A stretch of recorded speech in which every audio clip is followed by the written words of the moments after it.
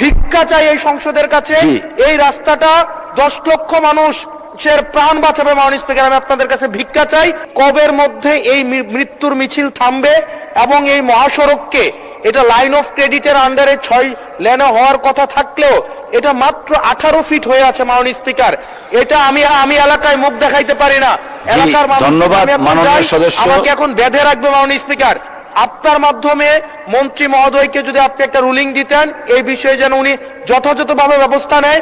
আপনি এখন যে মুহূর্তে আমাকে অনুমতি দিয়েছেন কথা বলার জন্য, ঠিক সেই মুহূর্তে আমার দেবিদ্বারে 3 জন তরতাজা মানুষ কিছুক্ষণ আগে মৃত্যুবরণ করেছে এবং তাদের এখন জানাজার প্রস্তুতি নিচ্ছে।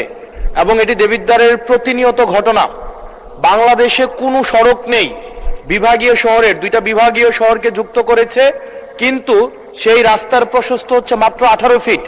মাননীয় স্পিকার, আমি কুমিল্লা এবং সিলেট মহাসড়কের কথা বলছি। মাননীয় স্পিকার,